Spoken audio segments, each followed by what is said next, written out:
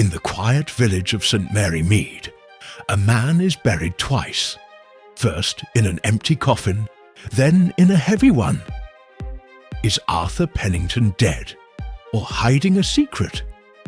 Miss Jane Marple, a sharp-eyed old lady with a knack for puzzles, digs into whispers of gold, a mysterious stranger, and a quarry cave holding dark truths.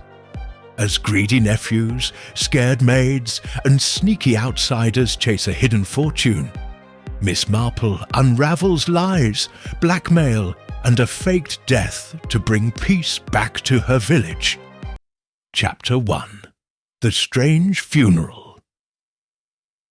The sun hung low over St. Mary Mead, painting the village in soft gold. Daffodils bobbed in neat gardens, and the air carried the sweet smell of spring grass.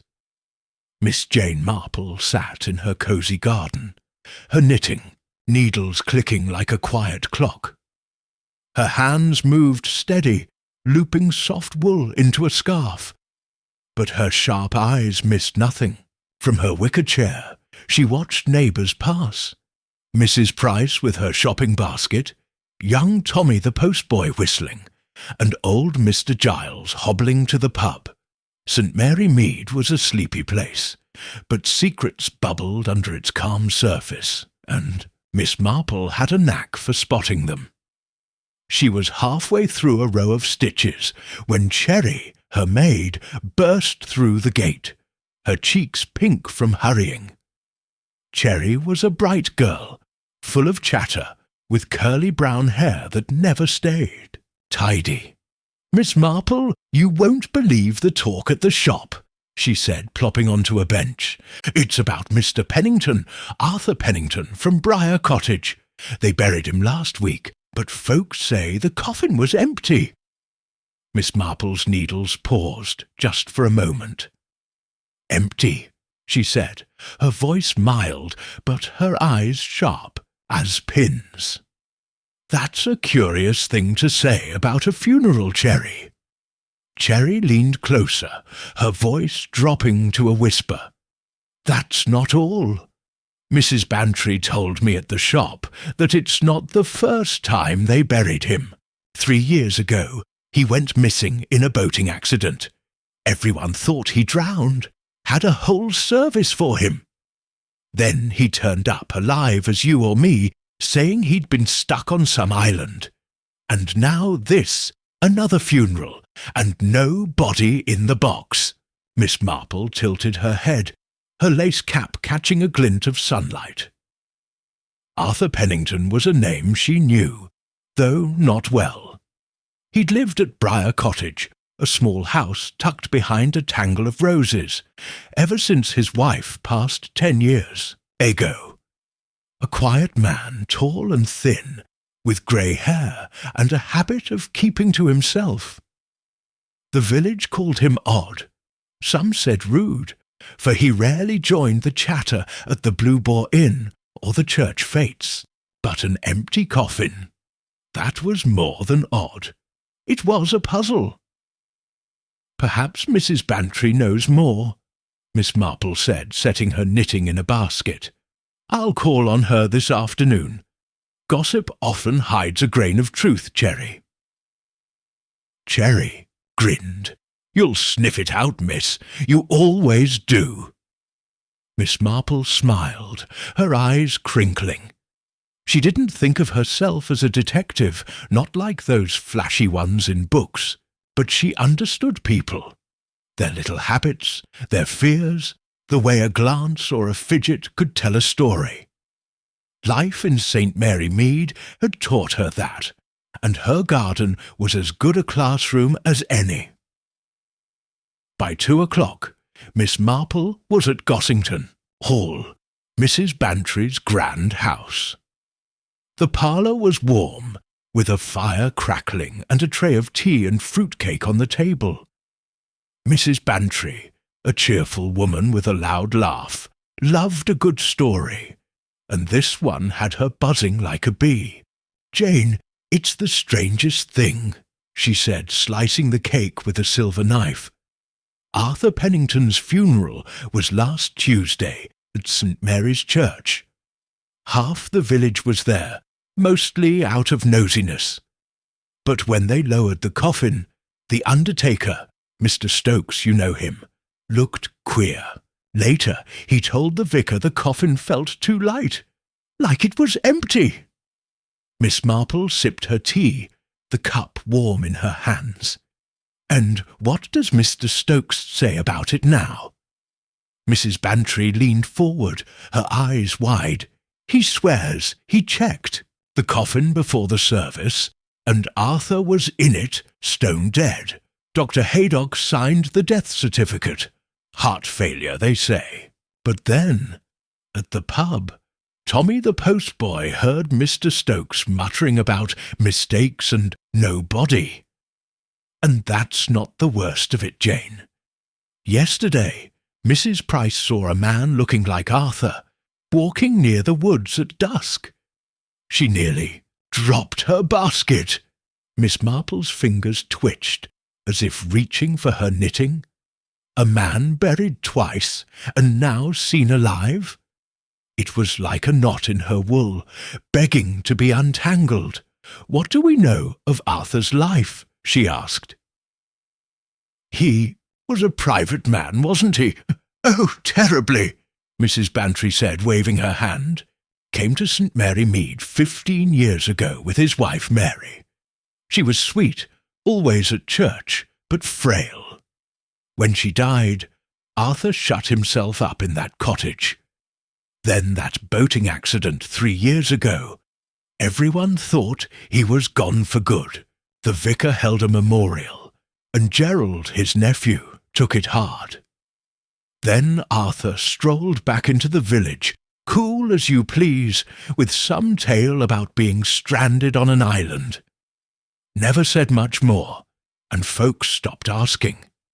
But Jane, an empty coffin, and now sightings. It's spooky.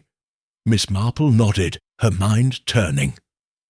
Gerald Pennington was a name she'd heard too. A young man, maybe 30, with a taste for fast cars and a habit of spending more than he had. He'd visited Arthur now and then, always leaving in a huff, or so the village said. "Is Gerald at Briar Cottage now?" she asked. "Yes, he's moved in," Mrs. Bantry said.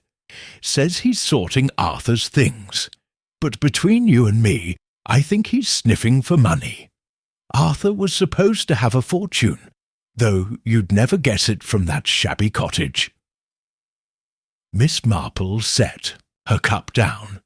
"I think I'll pay a call on Gerald. A condolence visit, of course. It's only proper." Mrs. Bantry chuckled. "You're up to something, Jane. I can tell by that look in your eye." Miss Marple smiled faintly. "I'm only curious, Dolly. People are like my knitting. Sometimes you have to pull a thread to see the pattern."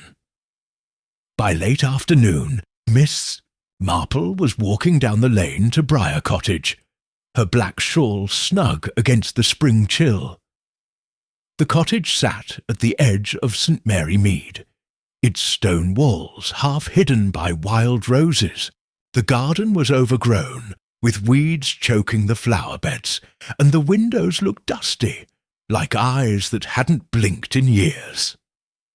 Miss Marple knocked, her small hand firm on the weathered door. Gerald Pennington opened it, looking startled. He was tall, like his uncle, but with a boyish face and hair that flopped over his forehead. His suit was new but wrinkled, and his eyes darted nervously. "Miss Marple! What a surprise! Come in, please." The parlour was dim, with heavy curtains and a faint smell of damp. A single photograph sat on the mantel. A younger Arthur with a woman and a child, likely Gerald's mother. Miss Marple settled into a creaky chair, her hands folded neatly. "I came to offer my condolences, Gerald. It must be a shock, losing your uncle." Gerald nodded, running a hand through his hair. Yes, it was sudden. Heart failure, Dr. Haydock said. Uncle Arthur was, well, he kept to himself. I'm just trying to sort out his things. He gestured vaguely at a pile of papers on a table. Miss Marple's eyes flicked to a desk in the corner, its drawer locked tight. He lived simply, she said, her tone gentle, but I hear he was a man of means. Gerald's face tightened just for a second. People say that, but I haven't found much. Just old furniture and bills. He wasn't one for sharing, you know. Miss Marple nodded, her gaze soft but piercing. She noticed a smudge of dirt on Gerald's cuff, as if he'd been rummaging somewhere dusty. The village is talking about the funeral, she said. Some say the coffin was empty. Such a strange tale. Gerald laughed, but it sounded forced. Village nonsense. Mr. Stokes made a mistake, that's all. Uncle Arthur's gone, and that's that. Miss Marple didn't press, but her mind was busy. As she rose to leave, she spotted a woman outside the window. Mrs. Lucy Draper, the village seamstress who'd cleaned for Arthur. Lucy was staring at the cottage, her face pale, before hurrying away. Miss Marple filed that away, like a stitch in her knitting. "Thank you for seeing me, Gerald," she said. "If you need anything, my cottage is always open." Back in her garden, Miss Marple settled into her chair, the evening light fading to purple. Cherry brought her a shawl, chattering about the day's gossip. "Mrs. Price swears she saw Arthur by the woods again," Cherry said. "Says he was wearing that old grey coat of his. Gives me the creeps, miss." Miss Marple's needles clicked steadily. "People see what they expect to see, Cherry. But an empty coffin and a man walking about? That's a story worth unravelling." She thought of Arthur Pennington, his first death in the boating accident, his return, and now this second burial. The village had plenty to say about him.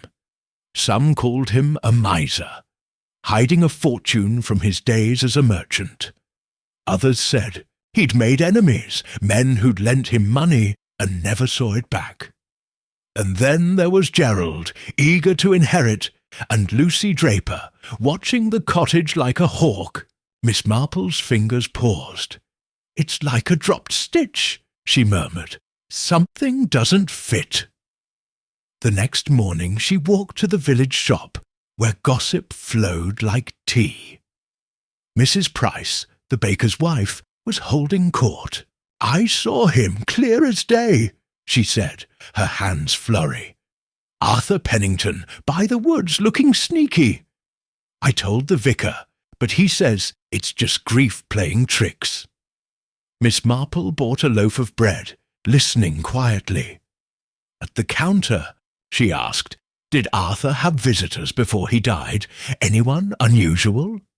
Mrs. Price frowned. "Now you mention it, there was a man in a dark coat, not from here. Came to the shop a week before the funeral, asking about Arthur. Didn't give his name, but he had a sharp look, like a fox." Miss Marple thanked her and stepped outside, her mind buzzing. A stranger, an empty coffin, and a man seen alive after his burial. It was a tangle, but she'd seen worse. She decided to visit the churchyard, where Arthur's grave lay fresh under a yew tree. The earth was neat, but she noticed a footprint near the headstone, deep and broad, not like Gerald's narrow shoes. She bent closer, her shawl brushing the grass. The print was fresh, made after last night's rain. As she straightened, the vicar, Mr. Clement, approached, his face kind but tired. "Miss Marple, paying respects." "In a way," she said. "The village is troubled about Arthur's funeral. An empty coffin is a heavy thing to carry. Mr. Clement sighed. Mr. Stokes swears it was a mix-up. He's a good man, but he's been forgetful lately. Dr. Haydock confirmed the death, so I don't know what to think. Miss Marple nodded, her eyes on the footprint. And this stranger Mrs. Price mentioned, did he attend the funeral? The vicar frowned. A man in a dark coat was there, but he left before the service ended. I didn't know him. Miss Marple thanked him and walked home, the village quiet around her. In her cottage, she sat by the fire, her knitting in her lap. The pieces were scattered.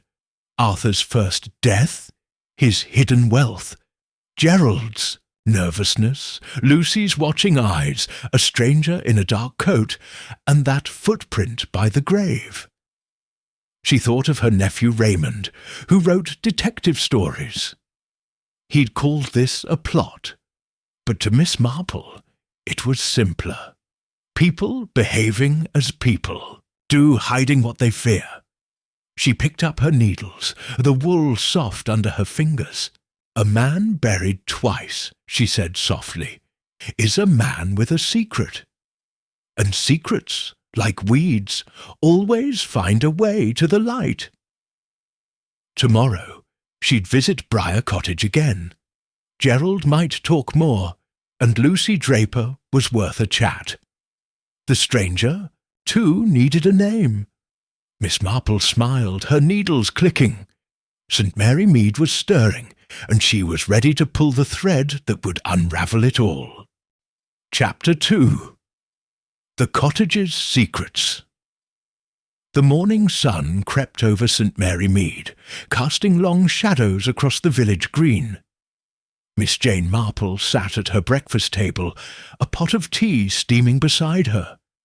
Her knitting lay folded in a basket, but her mind was far from wool. The strange tale of Arthur Pennington's empty coffin, and his supposed sighting in the woods, had settled in her thoughts like a stubborn knot. She sipped her tea, the cup warm in her hands, and pictured Briar Cottage, where Arthur had lived, and perhaps hidden secrets. Today she would visit again, this time with sharper eyes. Cherry, her maid, bustled in, carrying a tray of toast and jam. Her curls bounced as she set it down, already brimming with village talk. "Miss Marple, the shop's buzzing again," she said, her eyes wide. "Mrs. Price swears she saw Arthur Pennington by the quarry last night, not the woods. Says he was digging, like he was looking for something. Folk are saying he's a ghost." Miss Marple spread jam on her toast, her movements slow and thoughtful. "A ghost who digs, Cherry. That's a new one. Ghosts don't leave footprints, but men do." She thought of the deep print by Arthur's grave, too broad for Gerald's fancy shoes.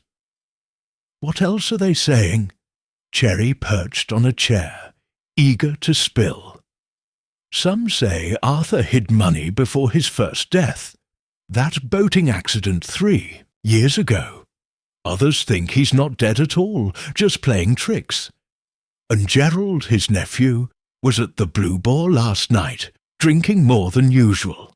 Looked nervous, Mrs. Bantry said." Miss Marple nodded, her lace cap bobbing slightly. Gerald Pennington was a piece of the puzzle, with his quick smiles and restless hands. She'd seen him yesterday at Briar Cottage, his cuff smudged with dirt, his eyes dodging hers when she mentioned the empty coffin. And then there was Mrs. Lucy Draper, the seamstress, lingering outside like a shadow. Miss Marple finished her tea and stood. "I'll call on Gerald again," she said. "A second visit might loosen his tongue." Cherry grinned. "You'll have this sorted in no time, miss." Miss Marple's eyes twinkled. "People are like gardens, Cherry. You have to poke around to find what's buried. By 10 o'clock, Miss Marple was walking the lane to Briar Cottage, her black shawl snug against the spring breeze. The village was awake now, with children chasing a ball near the church, and Mr. Giles sweeping his doorstep. Briar Cottage stood at the end of the lane, its stone walls tangled with roses that hadn't been pruned in years. The windows were dull, reflecting the grey sky, and the garden gate creaked as she pushed it open. She knocked, her small hand firm, and waited. Gerald opened the door, looking more frazzled than yesterday. His hair was messy, and his shirt was untucked, as if he'd been up all night. "Miss Marple," he said, blinking. "Twice in 2 days. Come in." The parlour was just as dim as before, with heavy curtains blocking the light. The air smelled of old wood and dust, and the photograph on the mantel, Arthur with a woman and a young girl, caught Miss Marple's eye again. She settled into the same creaky chair, her hands folded neatly. "I hope I'm not troubling you, Gerald," she said, her voice soft but steady. "I was passing by and thought to check on you. Sorting a loved one's things can be heavy work." Gerald ran a hand through his hair sitting across from her. "It's a mess, honestly. Uncle Arthur didn't leave things tidy. Papers, bills, old junk, nothing worth much." He gestured at a pile of letters on a table, but his eyes flicked to the locked desk in the corner. Miss Marple followed his glance, noting the desk's scratched wood and brass lock. "He was a private man," she said. "Kept his business. Close, I hear." Gerald nodded too quickly. "Always was. Never told me much, even when I visited. Said it was safer that way." He laughed, but it sounded thin, like a cracked bell. Miss Marple tilted her head, her gaze gentle but sharp. "The village is full of stories about Arthur. That empty coffin at his funeral, such a peculiar mistake. And now Mrs. Price claims she saw him by the quarry. Digging, she said." Gerald's face went pale, and he shifted in his chair. "Mrs. Price sees ghosts in every shadow," he said, forcing a smile. "The coffin thing was Mr. Stokes's fault. He's getting old, mixed. Things up. Uncle Arthur's gone. Heart failure, like the doctor said." Miss Marple nodded, her eyes never leaving his face. She noticed a fresh scratch on his hand, red and raw, as if he'd brushed against thorns. "Of course," she said, "but it's odd, isn't it? Arthur, surviving that boating accident 3 years ago, only to die so suddenly now. Did he ever talk about that time he was lost?" Gerald's smile faded. "Not much. Said he was stranded on an island, lived off fish till a boat found him. Sounded like a story from a book, but that was Uncle Arthur, full of tall tales." He stood abruptly. "I've got to get back to sorting. Thanks for stopping by, Miss Marple." She rose, her shawl rustling. "Of course, Gerald. If you need a listener, my door's always open." As she stepped toward the door, she paused by the desk, her fingers brushing the lock. "Such a fine old desk," she said. "I suppose Arthur kept his important papers there?" Gerald's eyes darted to the desk, then away. "Probably. I haven't found the key yet. Probably lost." He opened the door, his movements quick, as if eager to see her go. Outside, Miss Marple lingered in the garden, pretending to admire the roses. She noticed a patch of disturbed earth near the gate, where the soil was loose, as if someone had been digging. A single thorn lay nearby, caught in the grass. She tucked the thought away and glanced across the lane. Mrs. Lucy Draper was there again, her sewing basket on her arm, watching the cottage with a frown. When she saw Miss Marple, she hurried off. Her steps quick and nervous, Miss Marple walked slowly back to the village, her mind buzzing. Gerald was hiding something. His nervous laugh, that scratch, the locked desk. And Lucy, always nearby, seemed tied to the cottage's secrets. Miss Marple thought of Arthur's first death, the boating accident that had fooled everyone. No body, no wreckage, just a story about an island. Had he faked it? And if so, why? At the village shop, she stopped to buy a spool of thread, an excuse to listen. Mrs. Price was behind the counter, her hands dusted with flour. "Miss Marple, did you hear?" she said, leaning close. "I saw Arthur again last night, by the quarry. He was digging, I swear, with a shovel, and that old grey coat of his gave me chills." Miss Marple smiled faintly. "You've sharp eyes, Mrs. Price. Did he see you?" "No, I kept to the trees," Mrs. Price said, "but he looked real, not like a ghost.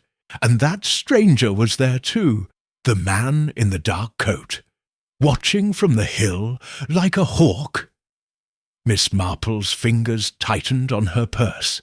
The stranger from the funeral, asking about Arthur. "Did you see where he went?" she asked.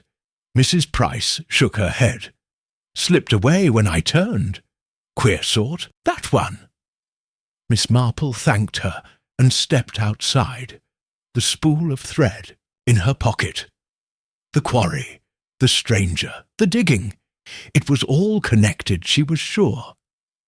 She decided to visit Mrs. Lucy Draper next. Lucy lived in a neat cottage near the church.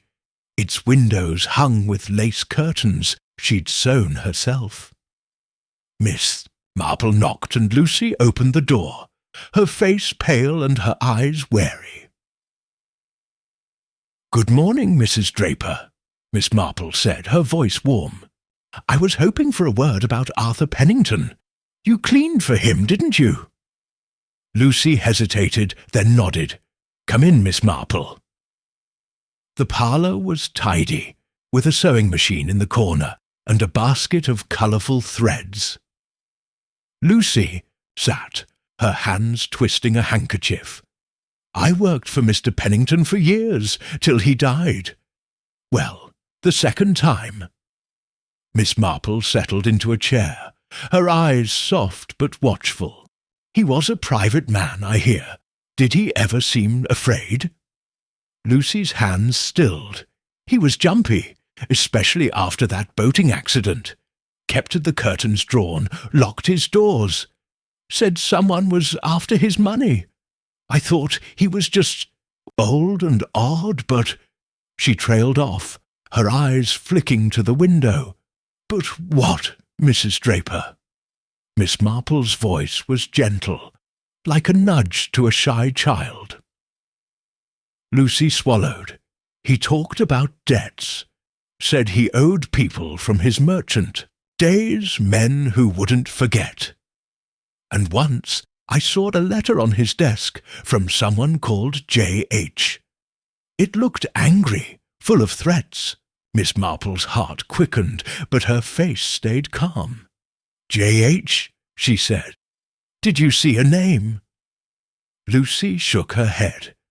"No, he snatched it away when he saw me. But he was scared, Miss Marple. Scared enough to hide things."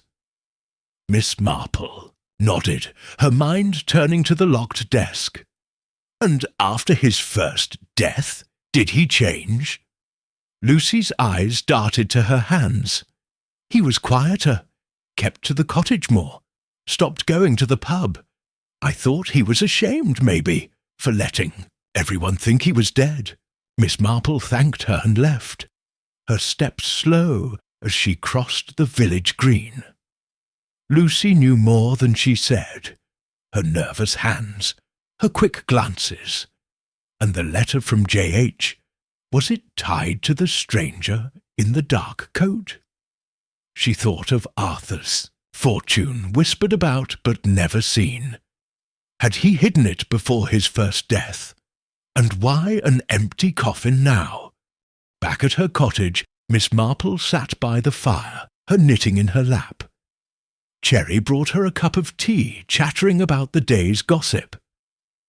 "They're saying Gerald's been asking about the quarry," Cherry said. "Went to the Blue Boar last night, asking old Mr. Giles if there's caves or hiding spots there. Folk think he's after Arthur's money." Miss Marple's needles clicked steadily. "Gerald's in a hurry," she said. "But for what?" She thought of the disturbed earth by the cottage, the thorn, the footprint by the grave. The quarry kept coming up, Mrs. Price's sighting, Gerald's questions. And the stranger, watching it all. She decided to visit the churchyard again, to see if the footprint had company.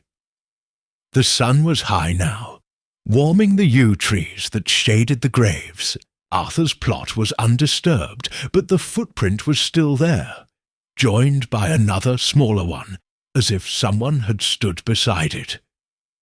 Miss Marple bent down, her shawl brushing the grass. The smaller print had a sharp heel, like a woman's shoe. Lucy's? Or someone else? As she straightened, she saw Mr. Stokes, the undertaker, crossing the churchyard with a broom. He was an old man, with a limp and a face creased like crumpled paper. "Miss Marple," he said, tipping his cap. "Come to see the grave?" "Just a walk," she said, smiling. "The village is troubled about Arthur's funeral. An empty coffin is a heavy thing to explain." Mr. Stokes's face reddened. "A mistake, that's all. I checked the coffin myself, saw Mr. Pennington in it, but when we lowered it, well, it felt wrong. Too light. I told the vicar, but he said to hush it up. Didn't want a fuss." Miss Marple's eyes softened. "And Dr. Haydock? He was sure of the death." Mr. Stokes nodded. "Signed the certificate. Heart failure," he said. "I don't know what happened, miss. I've never had such a mix-up." Miss Marple thanked him and walked home, her mind a whirl of threads. Gerald's nervousness, Lucy's secrets, the stranger, the quarry, the footprints, the locked desk, J.H. They were all part of the same pattern, but the shape was still blurry. She thought of Arthur's boating accident, his return, his fear. Had he faked his death once to escape something? And was he doing it again? In her cottage, she sat by the fire, her knitting needles clicking like a heartbeat. "A man buried twice," she murmured, "is a man running from something. But you can't run from your own shadow." Tomorrow she'd dig deeper. Talk to Dr. Haydock, find the stranger, maybe even visit the quarry. St. Mary Mead was full of whispers, and Miss Marple knew how to listen. She smiled, her needles steady. The puzzle was growing, but she'd find the thread to pull it apart. Chapter 3. The Second Burial.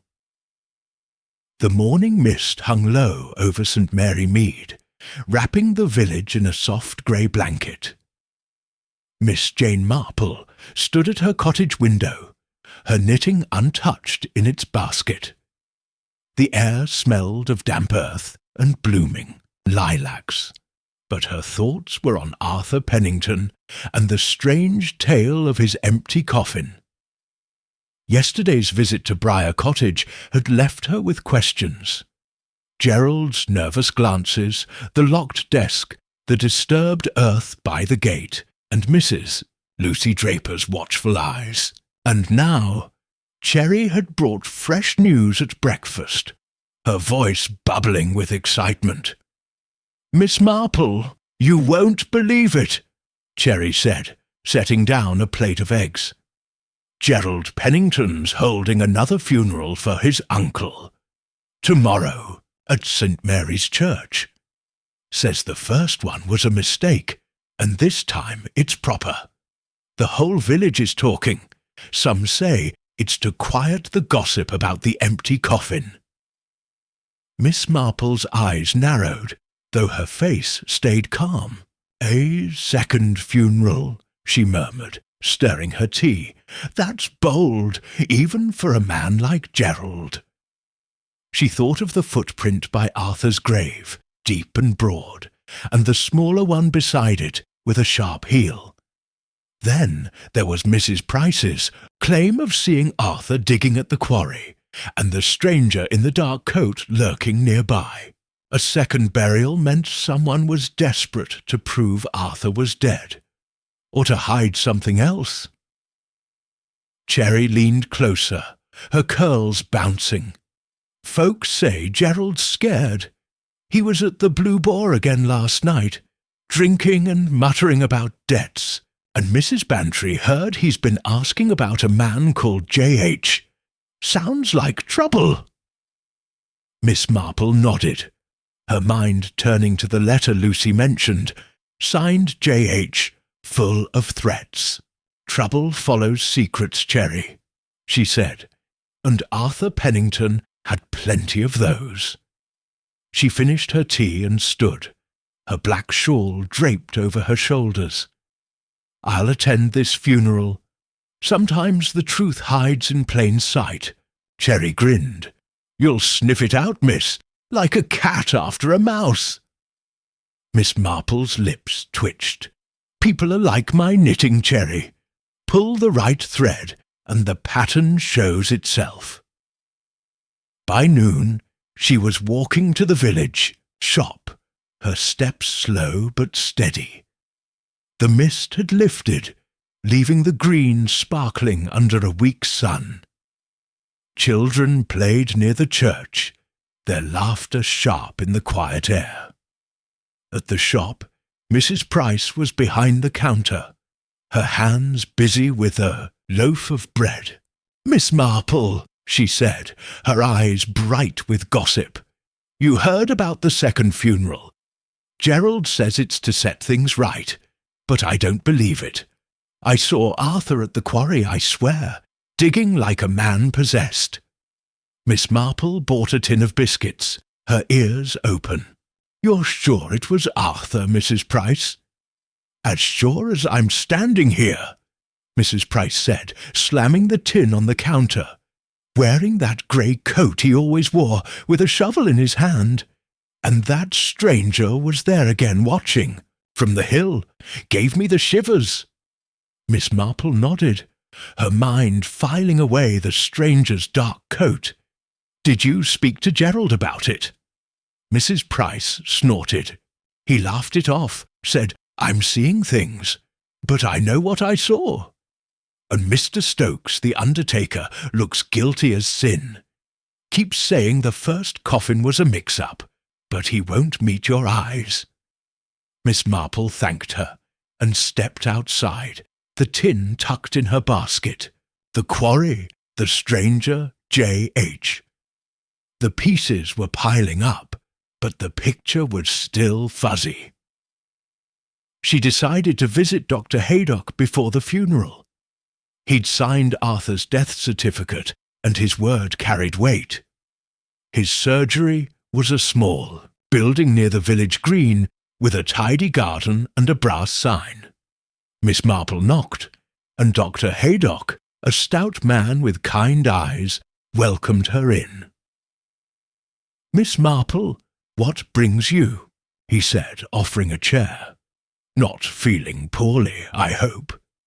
Not at all, she said, her voice gentle. I'm curious about Arthur Pennington. The village is troubled about his funeral, the empty coffin, you know. And now a second one. You certified his death, didn't you?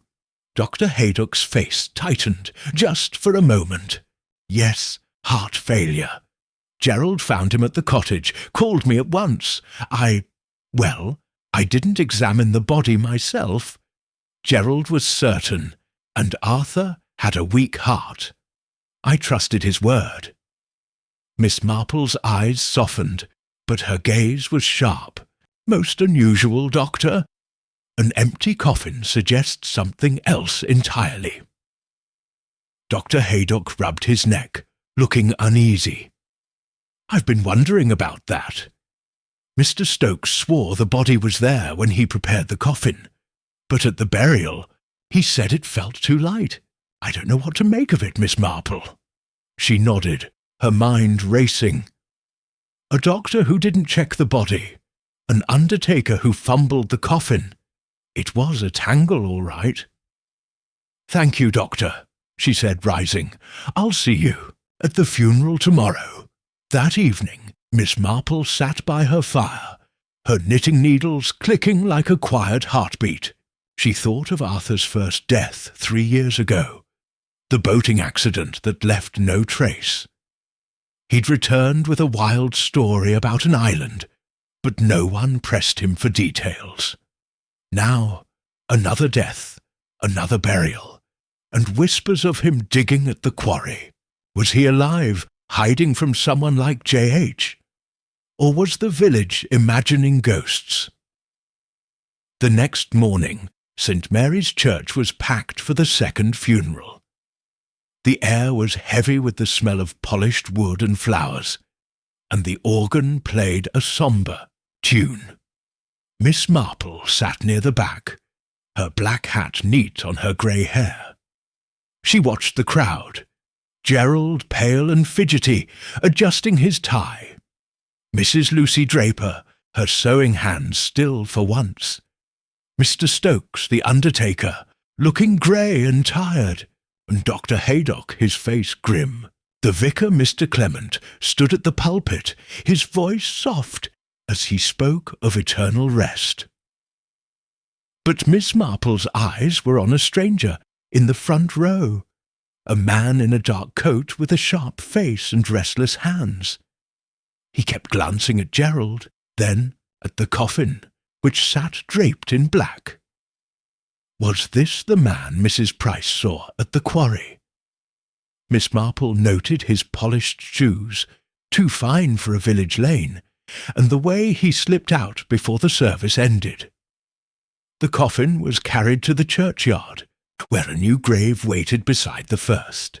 Miss Marple lingered as the crowd followed, her eyes scanning the ground. The footprint she'd seen before was gone, smoothed by rain, but a new one caught her eye near the yew tree. A deep print like the first, and beside it that sharp-heeled mark again.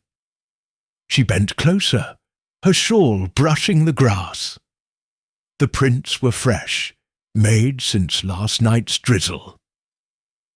As the coffin was lowered, Mr. Stokes muttered to the vicar, his voice low but not low enough. "This one's heavy, sir. No mistake this time." Miss Marple's ears pricked up. Heavy, unlike the first. Was Arthur in there now, or something else? After the service, she approached Gerald, who was shaking hands with villagers. "A fine service, Gerald," she said, her voice kind. "It must ease your mind to have it done properly." Gerald's smile was tight. "Yes, Miss Marple. No more mix-ups. Uncle Arthur's at rest now." But his eyes darted to the grave, and his hand, the one with the scratch, was tucked in his pocket. Miss Marple nodded, her gaze soft but piercing. "I saw a stranger here, in a dark coat. A friend of your uncle's?" Gerald's face froze. "No idea. Probably just a curious villager." He turned away, greeting Mrs. Bantry with forced cheer. Miss Marple walked home, the village quiet around her. The second funeral hadn't settled the gossip, it had stirred it up. At her cottage, Cherry was waiting, her apron dusted with flour. "How was it, miss?" she asked, pouring tea. "Did they get it right this time?" Miss Marple settled by the fire, her knitting in her lap. The coffin was heavy, Cherry, but that doesn't mean Arthur was in it. And that stranger, he's no villager. He's tied to this, I'm sure. Cherry's eyes widened. You think Arthur's still out there, digging at the quarry? Miss Marple's needles clicked. People don't dig for nothing. Arthur had secrets, and someone wants them. She thought of the locked desk, the letter from J.H., the footprints, the stranger. Gerald's nervousness was a clue, and Lucy's silence was another. The quarry kept coming up, like a stitch that wouldn't hold. She decided to visit the Blue Boar Inn that evening, where gossip flowed freer than ale. The inn was warm and smoky, with farmers and shopkeepers laughing over pints. Miss Marple sat in a corner, sipping lemonade, her ears open. Old Mr. Giles, the blacksmith, was holding court. I saw that stranger myself, he said, his voice rough. Asked me about the quarry, wanted to know if there's caves or hiding spots. Said he's a surveyor, but he didn't look like one to me. Miss Marple leaned closer, her glass cool in her hand. Did he give a name, Mr. Giles? She asked, her voice soft. Giles scratched his beard. Called himself Victor. No last name. Had a sharp way about him, like he's used to getting answers. Miss Marple thanked him and slipped out, the night air cool on her face. Victor, a name for the stranger at last. She thought of Mrs. Price's story. Arthur digging, Victor watching. Was Victor after Arthur's hidden fortune? Or was he J.H., the letter writer, chasing old debts? Back at her cottage, she sat by the fire, her knitting needles moving slowly. The second funeral had raised more questions than it answered. Gerald's quick lies, Lucy's nervous hands, Victor's sharp eyes, the footprints by the grave. It was a tangle, but Miss Marple had untangled worse. She thought of Arthur's boating accident, his return, his fear. Had he faked his death to escape someone like Victor? And what was in that locked desk? She set her knitting down, her mind clear. Tomorrow she'd find Victor, maybe at the inn or the quarry.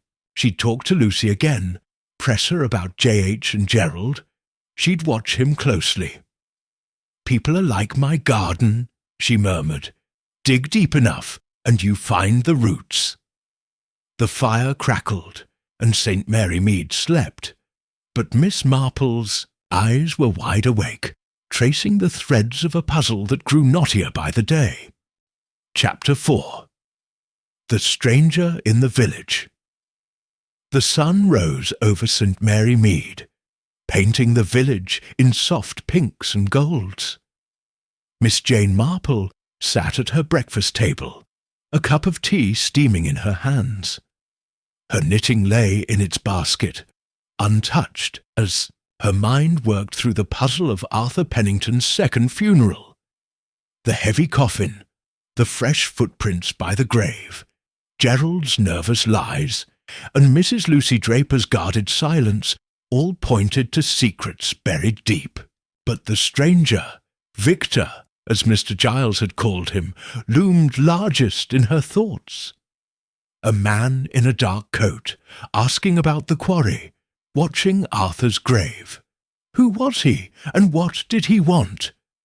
Cherry, her maid, bustled in with a tray of toast and marmalade, her curls bouncing. Miss Marple, the village is buzzing again, she said, setting the tray down. They're saying that stranger, Victor, was at the Blue Boar last night, asking more questions about Arthur. Wanted to know if he had hiding spots in the quarry. Folk think he's after something. Miss Marple spread marmalade on her toast, her movements slow and thoughtful. Victor, she murmured, "A surveyor," he said, "but surveyors don't skulk at funerals." She thought of Mrs. Price's story.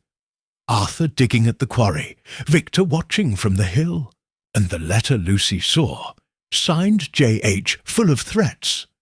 Were Victor and J.H. the same person? "What else did you hear, Cherry?" Cherry perched on a chair, her eyes wide. "Mr. Stokes, the undertaker, is acting odd. Keeps muttering about the coffin, saying he's sure it was right this time.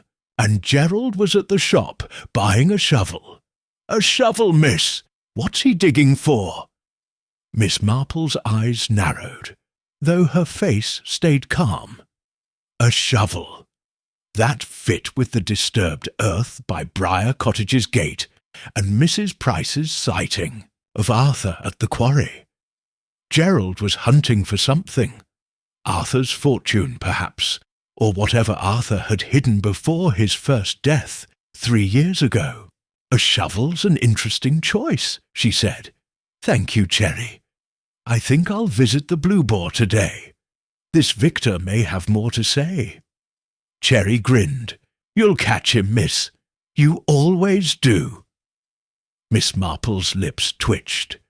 "People are like my knitting, Cherry. A loose stitch always shows itself." By mid-morning, she was walking to the Blue Boar Inn, her black shawl snug against the spring breeze. The village was lively, with children kicking a ball on the green, and Mrs. Price sweeping her shop's doorstep. The inn sat at the heart of St. Mary Mead, its sign creaking in the wind. Inside, the air was warm and smoky, smelling of ale and polished wood. A few farmers sat at tables, their voices low, but Miss Marple's eyes went straight to a man in a dark coat, sitting alone, in a corner. His sharp face and restless hands matched the description of the stranger at the funeral. She approached, her steps soft, and settled at a nearby table, ordering a lemonade from the barmaid. The man, Victor, she assumed, glanced up, his eyes narrowing, then looked away. Miss Marple sipped her drink, her gaze gentle but sharp, like a needle threading wool. She noticed his polished shoes, scuffed with quarry dust, and a notebook poking from his pocket, its edges worn. After a moment, she leaned toward him, her voice kind. "Excuse me, sir. You're new to St. Mary Mead, aren't you? I'm Miss Marple, a friend of Arthur Pennington's family. I saw you at his funeral." Victor's hand tightened on his glass, but he forced a smile. "Victor Crane," he said, his voice smooth but cautious. "I'm just passing through. Paid my respects. To Arthur, that's all." Miss Marple nodded, her eyes crinkling. A sad business, his death, and so sudden, after surviving that boating accident years ago. Did you know him well? Victor's smile faltered. "Not well. Business acquaintance, from his merchant days. Heard he passed, thought I'd come by." He shifted, his fingers tapping the table. Miss Marple's heart quickened, but her face stayed mild. A business acquaintance, asking about the quarry. "The village is full of talk," she said. "Some say Arthur was seen at the quarry digging. And that coffin at his first funeral, empty, they say. Such a strange tale." Victor's eyes flicked to hers, sharp as a blade. "Village gossip," he said too quickly. "People see ghosts where there's none. Arthur's dead. I saw the coffin go down yesterday." Miss Marple sipped her lemonade, watching his hands. "Of course, but you've been asking about the quarry, I hear. Are you a surveyor, Mr. Crane?" He hesitated, then nodded. "Something like that. Looking at the land for a client. Nothing to do with Arthur." He stood abruptly, tucking his notebook away. "Nice meeting you, Miss Marple. I've got business to attend." She watched him leave, his dark coat flapping as he stepped into the street. A liar, she thought, but a careful one. His shoes, dusted with quarry dirt, told a different story. She finished her lemonade and walked home, her mind buzzing. Victor Crane was no surveyor. He was hunting something. Maybe the same thing Gerald was after with his shovel. At her cottage, Cherry was kneading dough, her hands flurry. "Any luck, miss?" she asked, punching the dough with a grin. Miss Marple settled by the fire, her knitting in her lap. "Victor Crane is a man with secrets, Cherry, and secrets don't stay buried long." She thought of the letter from J.H., the threats Lucy mentioned. Was Victor J.H. chasing Arthur's debts? Or was he after the fortune Arthur supposedly hid before his first death? She decided to visit Mrs. Bantry that afternoon, hoping for more village talk. Gossington Hall was a short walk, its gardens bursting with roses. Mrs. Bantry welcomed her into the parlour, where a tray of tea and scones waited. "Jane, you're here about that funeral, aren't you?" Mrs. Bantry said, her eyes bright. "The second one's got everyone in a tizzy. And that stranger, Victor Crane, they say, has been poking around, asking odd questions." Miss Marple spread jam on a scone, her movements slow. "What kind of questions, Dolly?" Mrs. Bantry leaned forward, her voice low. "He was at the shop yesterday, asking about Arthur's boating accident. Wanted to know if anyone saw the boat, or if Arthur left anything behind. And he asked Mr. Giles about the quarry. Said he's looking for old mining records, but Giles didn't buy it. Said Victor's too sneaky for a surveyor." Miss Marple nodded, her mind filing away the details. Victor was digging into Arthur's past, just as Gerald was digging at the cottage, and maybe the quarry. "And Gerald?" she asked. "Any word? On him?" Mrs. Bantry's eyes widened. "Oh, he's a nervous wreck. My maid saw him at Briar Cottage, carrying that shovel into the garden. Looked like he was searching for something, but he shooed her away when she got close." Miss Marple's fingers twitched, as if reaching for her needles. The disturbed earth by the gate, Gerald's scratch, the shovel, it all pointed to a hunt for Arthur's hidden wealth. But Victor's role was less clear. Was he a creditor, like J.H., or something else? She thanked Mrs. Bantry and walked home, the village settling into dusk. The air was cool, and the stars were just peeking out, like eyes watching the quiet lanes. At her cottage she sat by the fire, her knitting needles clicking softly. Cherry brought her a shawl, chattering about the day's gossip. "Mrs. Price says Lucy Draper was at the quarry too," Cherry said. "Not digging, just watching, like she's afraid of something." Miss Marple's needles paused. Lucy again, always near the cottage or the quarry. She thought of the seamstress's nervous hands, her talk of Arthur's fear, and the letter from J.H. "Lucy knows more than she's saying," Miss Marple murmured.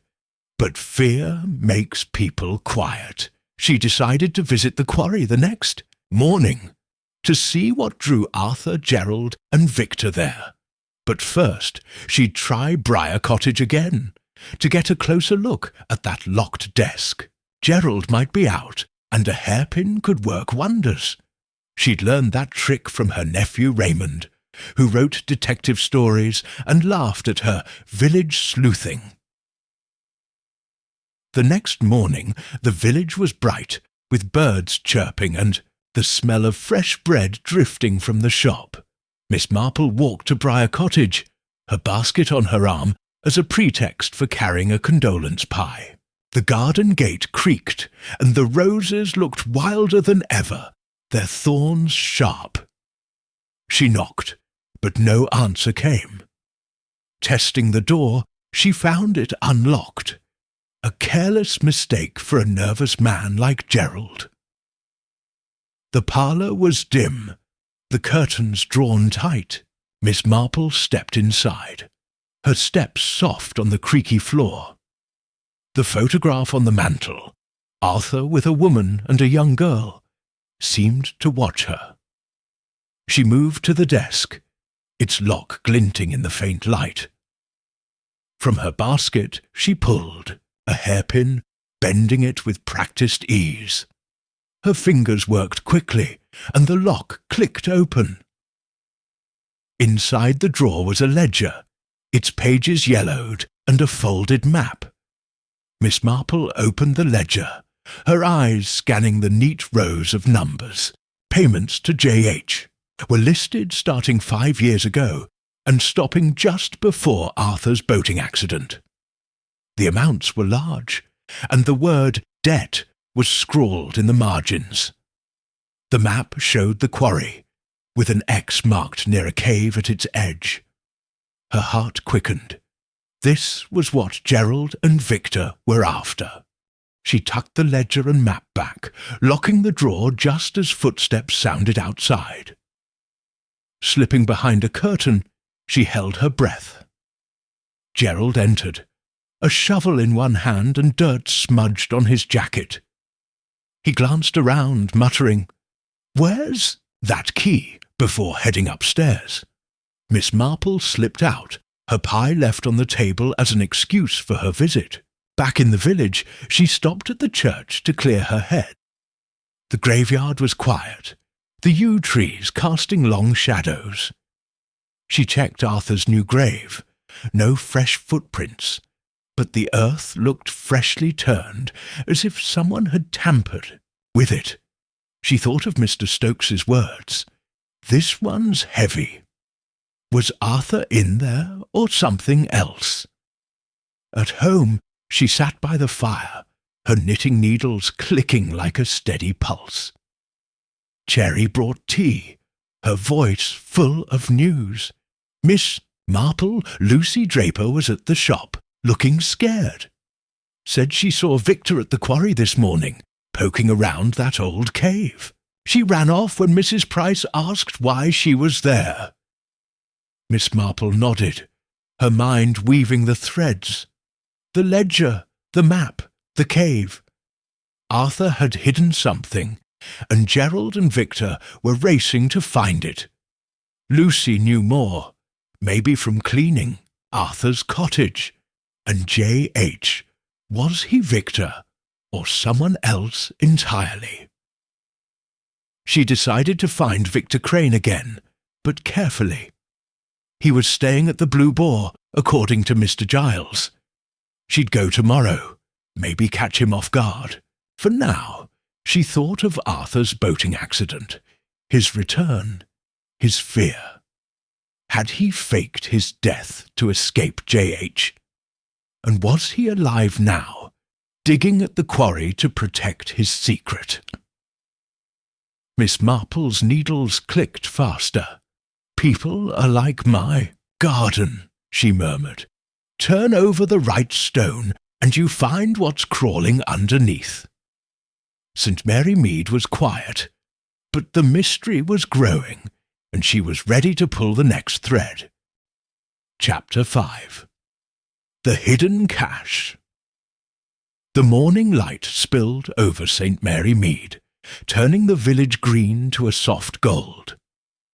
Miss Jane Marple sat in her cosy cottage, her tea growing cold as she pondered the mystery of Arthur Pennington. Her knitting lay in its basket, untouched, her mind too busy with the threads of the puzzle. The second funeral, with its heavy coffin, had only thickened the fog. Gerald's nervous lies, Victor Crane's sharp eyes, Lucy Draper's watchful silence, and the map she'd found in Arthur's locked desk, all pointed to something hidden Likely at the quarry. The ledger's payments to J.H. and the map's X-marked cave were clues she couldn't ignore. Cherry, her maid, burst through the door, her apron dusted with flour. "Miss Marple, you won't believe the talk at the shop," she said, her curls bouncing. "Mrs. Price saw Gerald at the quarry last night, digging near that old cave, and Lucy Draper was there too, just watching, like she's scared stiff. Folks say Gerald's after his uncle's money, and Victor's in on it." Miss Marple's eyes narrowed, though her face stayed calm. "Digging, you say?" she thought, of the shovel Gerald bought, the disturbed earth by Briar Cottage, and the map's X. And Lucy, always near, but never speaking. What else did Mrs. Price say? Cherry plopped onto a chair, eager to spill. She said Victor was at the Blue Boar again, asking about old mining tunnels in the quarry. Sounded like he knows something's hidden there. And Mr. Stokes, the undertaker, keeps muttering about that first coffin, saying he's sure it was empty, no matter what he told the vicar. Miss Marple sipped her tea, her mind racing. Victor Crane, calling himself a surveyor, but acting like a hunter. Gerald, with his scratched hands and shovel.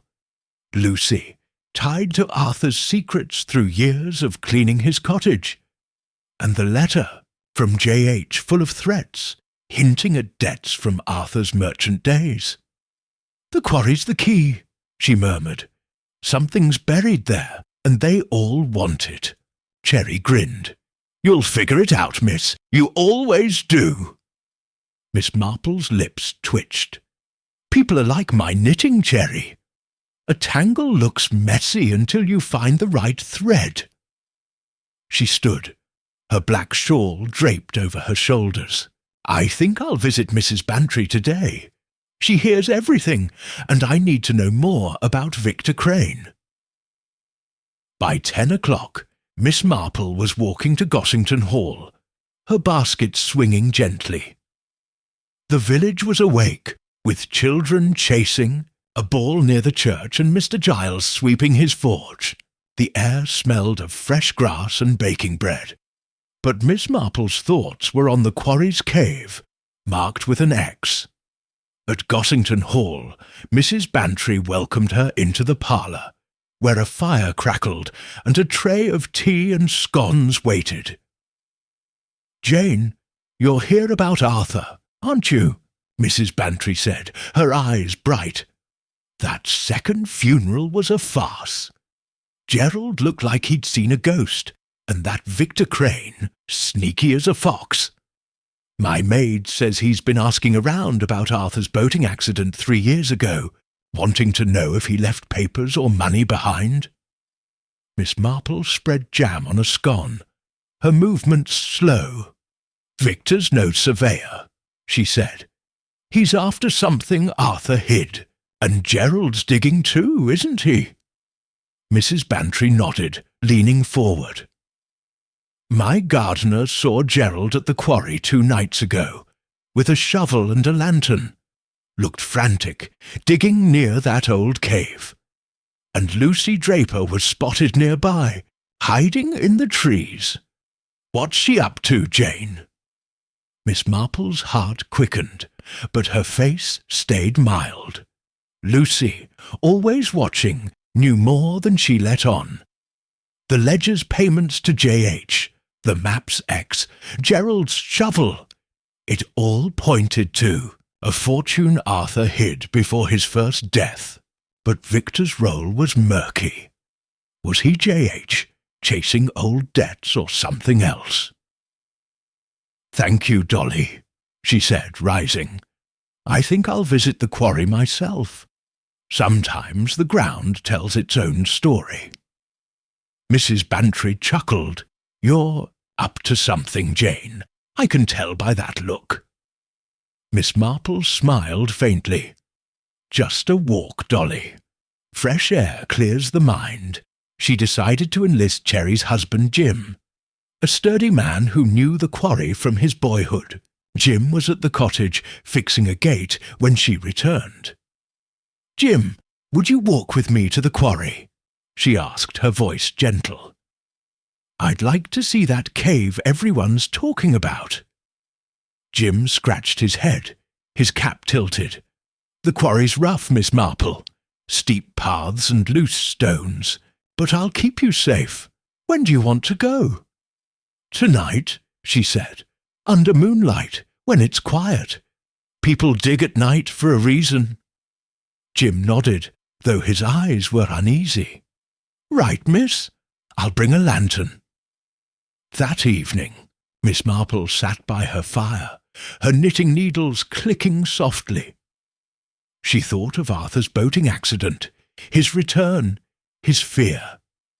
The ledger showed payments to J.H. stopping just before that accident. Had Arthur faked his death to escape? A creditor? And now, with Victor and Gerald sniffing around, was he alive, hiding in that cave?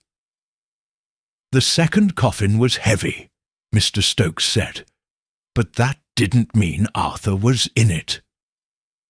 She recalled the footprints by the grave, deep and broad, with a smaller, sharp-heeled one beside it. Lucy's, perhaps. At 9 o'clock, Jim knocked, his lantern glowing. The night was cool, the moon bright, casting shadows across St. Mary Mead. The quarry was a mile out, its rocky edges looming like a giant's teeth. Jim led the way, his boots steady on the path, while Miss Marple followed, her shawl tight. The air smelled of damp stone and pine, and the silence was broken only by an owl's hoot. At the quarry's edge, Jim pointed to a narrow path leading to a cave, its mouth hidden by brambles. "That's the one," he said. "Kids used to play there, but it's crumbling now. Dangerous." Miss Marple nodded, her eyes scanning the ground. Moonlight showed fresh dirt, churned up, and a broken bramble with a scrap of grey cloth caught on it. Arthur's coat, maybe. She pointed to the cave. "Let's look inside, Jim." He hesitated, then led the way, holding the lantern high. The cave was damp, its walls slick with moss. In a corner, half buried in dirt, was a metal box, its lock rusty but intact. Miss Marple knelt, her shawl brushing the ground. "This is it," she said. "What Arthur hid." Jim's eyes widened. "A gold, you think?" "Perhaps," she said, her voice calm, "or something worth more to someone." She found a folded paper tucked behind the box, its edges worn. Unfolding it, she read by lantern light, "Pay what you owe, or you'll be buried for good. J.H." Her heart quickened. The same initials, the same threat Lucy saw in Arthur's cottage. Jim shifted, uneasy. "This is trouble, Miss Marple. We should tell the police." "Not yet," she said, pocketing the note. "We need to know who J.H. is, and why Gerald and Victor are digging." She stood, brushing dirt from her hands. "Let's go, Jim. This box stays here for now." Back at her cottage, she sat by the fire, the note in her lap. Cherry was asleep, the house quiet. Miss Marple's needles clicked as she thought. The box was Arthur's secret, hidden before his first death. J.H. was a threat. Maybe Victor Crane, maybe someone else. Gerald's shovel meant he knew about the box, and Lucy's watching meant she did too. But was Arthur alive, guarding his cash, or was the heavy coffin proof he was gone? The next morning, she visited Lucy Draper, hoping to loosen her tongue. Lucy's cottage was neat, its lace curtains fluttering. She opened the door, her face pale, her sewing hands trembling. "Miss Marple," she said, her voice tight, "what brings you?" "A word about Arthur," Miss Marple said, settling into a chair. "You saw something at the quarry, didn't you? You know what he hid." Lucy's hands twisted her handkerchief. "I don't know what you mean," she said, but her eyes darted to the window. Miss Marple's voice was gentle, like a nudge to a shy child. "You cleaned for Arthur. You saw the letter from J.H., full of threats. And you've been watching the cottage, the quarry. What did Arthur tell you?" Lucy's face crumpled. "He was scared," she whispered. "Years ago, he told me about J.H., a man he owed money to from his merchant days. Big money from bad deals. Arthur hid something in the quarry to keep it from J.H., said it was his way out. I helped him carry a box there before the boating accident. I thought he was dead after that, but when he came back, he never spoke of it again." Miss Marple nodded, her eyes soft but sharp. "And now? Have you seen him since the second funeral?" Lucy's hands froze. I thought I saw him at the quarry, but it was dark. I wasn't sure." She looked away, her voice barely a whisper. "I'm scared, Miss Marple. Someone's watching me." Miss Marple thanked her and left, her mind buzzing. Lucy's fear was real, and her story fit the note, the box, the map. But was Arthur alive, or was someone pretending to be him? She thought of Victor, his quarry-dusted shoes and sharp questions. She needed to find him again, to see if J.H. was his shadow. That afternoon she returned to the Blue Boar Inn, hoping to catch Victor. The inn was quiet, with only a few farmers sipping ale. The barmaid, a chatty girl named Bess, recognized her. "Looking for that stranger, Miss Marple?" she said, wiping a glass. "Victor Crane left this morning, said he had business in town. Left a note, though, by his table." Miss Marple's heart quickened. "May I see it, Bess?" The note was crumpled, dropped in a corner. It read, "Check the cave tonight. It's there." J.H. Miss Marple's fingers tightened on the paper.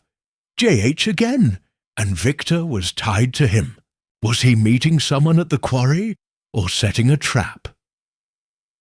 She walked home, the village settling into dusk.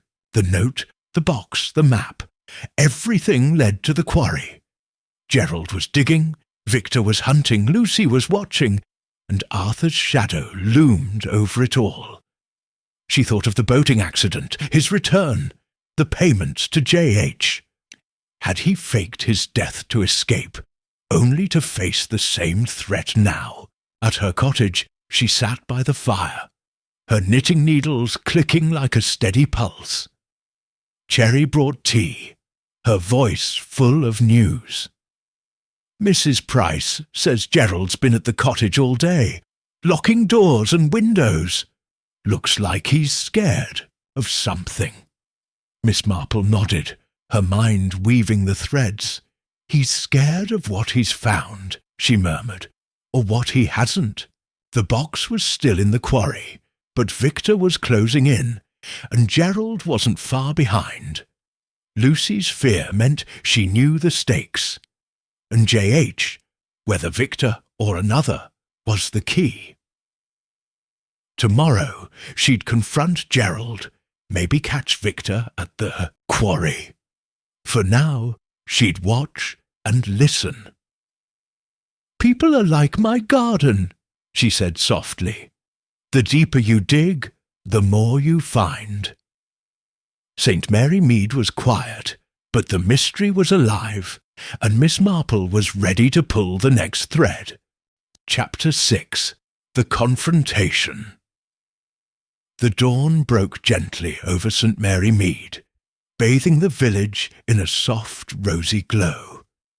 Miss Jane Marple sat at her breakfast table, her tea steaming in a delicate cup, but her knitting lay untouched in its basket. Her mind was too busy untangling the mystery of Arthur Pennington, the man buried twice, once in an empty coffin, once in a heavy one. The quarry's hidden box, the threatening note from J.H., Gerald's frantic digging, Victor Crane's sharp-eyed prowling, and Lucy Draper's nervous silence all wove a knotty puzzle. Miss Marple's fingers itched to pull the right thread, and today she decided she would bring the players together to see what shook loose. Cherry, her maid, bounced into the room, her apron dusted with flour and her curls wild. "Miss Marple, the village is buzzing like a beehive," she said, setting down a plate of toast. "Mrs. Price saw Gerald at Briar Cottage last night, digging in the garden again, with that shovel he bought, and Lucy Draper was at the shop, looking like she hadn't slept, muttering about someone following her. Folk think it's Victor Crane, sneaking around the quarry." Miss Marple spread butter on her toast, her movements slow, but her eyes sharp. "Lucy's frightened," she murmured, "and Gerald's desperate. As for Victor, he's no surveyor. He's after that box in the quarry." She thought of the metal box she'd found with Jim, locked tight and hidden in the cave, and the note tucked behind it. "Pay what you owe, or you'll be buried for good.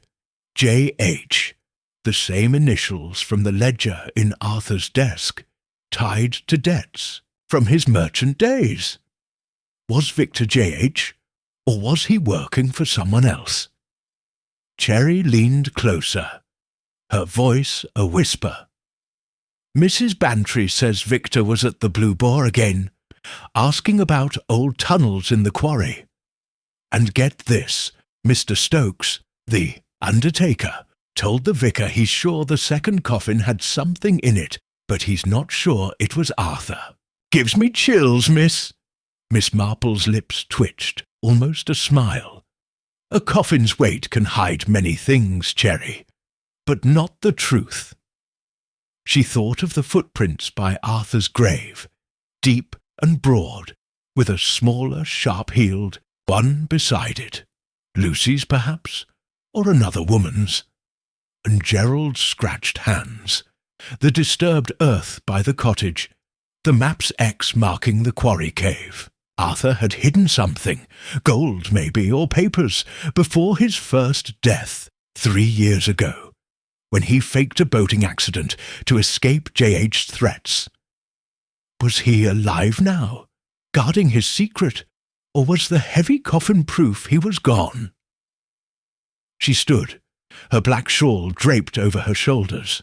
"Cherry, I'd like you to deliver a note to Briar Cottage, inviting Gerald to tea this afternoon, and one to Lucy Draper, and another to Victor Crane at the Blue Boar. Tell them it's a small gathering to honour Arthur's memory. Oh, and ask Dr. Haydock to join us. He signed the death certificate, after all." Cherry's eyes widened. "You're up to something, miss, rounding them up like sheep." Miss Marple's eyes twinkled. "People are like my knitting, Cherry. Sometimes you need to gather the loose ends to see the pattern." She sat at her writing desk, penning short, polite notes, her words warm but firm. Tea at her cottage, 3 o'clock, to share memories of Arthur. She knew they'd come. Curiosity, fear, or guilt would pull them in. By noon, she was tidying her parlour, setting out a tray of scones and a teapot. The cottage was cosy, with lace curtains fluttering and a fire crackling in the hearth. Miss Marple's mind was sharp, piecing together the clues, the ledger's payments to J.H., stopping before the boating accident, the map's X, The quarry's box, Victor's quarry-dusted shoes, Gerald's shovel, Lucy's fear. She thought of Arthur's return 3 years ago, his story of surviving on an island. Had he faked his death to escape J.H., only to face the same threat now? And the heavy coffin, gold perhaps, to fool everyone. At 3 o'clock, her guests arrived. Gerald was first, his suit wrinkled and his hair messy, the scratch on his hand still red. "Miss Marple," he said, his smile forced. "Nice of you to invite me. Not sure what this is about, though." "Just a chat," she said, her voice gentle, guiding him to a chair. Lucy followed, her sewing hands clutching a handkerchief, her eyes darting to the windows. Victor Crane came next, his dark coat neat but his face guarded, like a fox sniffing for danger.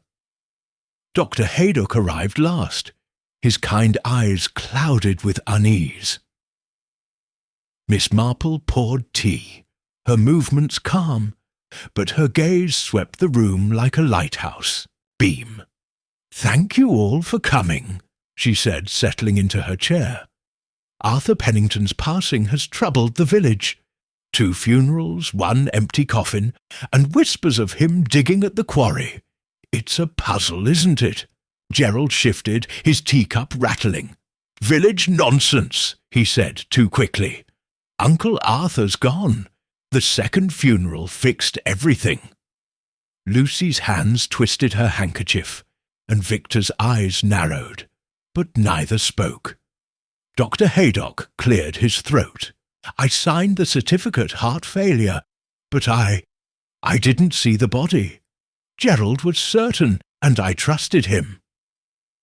Miss Marple nodded, her eyes soft but piercing. "Trust is a fine thing, Doctor, but truth is better." She turned to Gerald.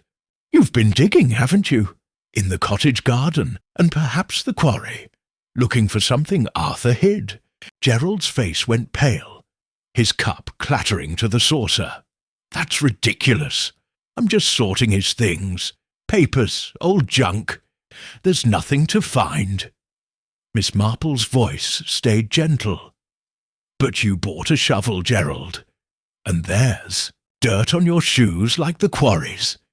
You found a map in Arthur's desk, didn't you? Marked with an X, pointing to a cave." Gerald's mouth opened, then shut. Lucy gasped, her handkerchief falling, and Victor's hand tightened on his chair. Dr. Haydock looked stunned. Miss Marple continued, her tone steady. "Lucy, you helped Arthur hide a box in that cave years ago, before his boating accident. You saw a letter from J.H. threatening him over debts. You've been watching the quarry, afraid of what's there." Lucy's eyes filled with tears. "I didn't mean harm," she whispered. "Arthur was scared of J.H., said he'd ruin him. I carried the box to the quarry, that's all. I thought he was dead after the accident, but when he came back, he told me to keep quiet." Miss Marple nodded, turning to Victor. "And you, Mr. Crane? You're no surveyor. You've been asking about Arthur's boating accident, the quarry, the tunnels. You're after that box too, aren't you? For yourself or for J.H.? Victor's face hardened, but his voice was smooth. "You're a clever old lady, Miss Marple, but you're wrong. I'm just here for business. Old debts Arthur owed my client. Nothing more." Miss Marple's eyes crinkled. "Your shoes say otherwise, Mr. Crane. Quarry dust, fresh from the cave. And I found a note there from J.H. threatening Arthur. You dropped it, perhaps?" Victor's smile faltered, his fingers twitching. "You've been busy," he said, his voice low. "But you're fishing in deep waters, Miss Marple." She sipped her tea, unruffled. "Deep waters show clear reflections, Mr. Crane. Arthur faked his first death to escape J.H., didn't he? hid his wealth in that box, gold maybe, or papers, to keep it safe. But J.H. found him, and now you're here, chasing the same prize as Gerald." Gerald stood, his face red. "This is nonsense. I'm not chasing anything. Uncle Arthur's dead, and I'm just cleaning up his mess." He stormed toward the door, but Miss Marple's voice stopped him. "Sit down, Gerald," she said, her tone firm but kind. "Running won't help. The truth is coming out, like a weed in a garden."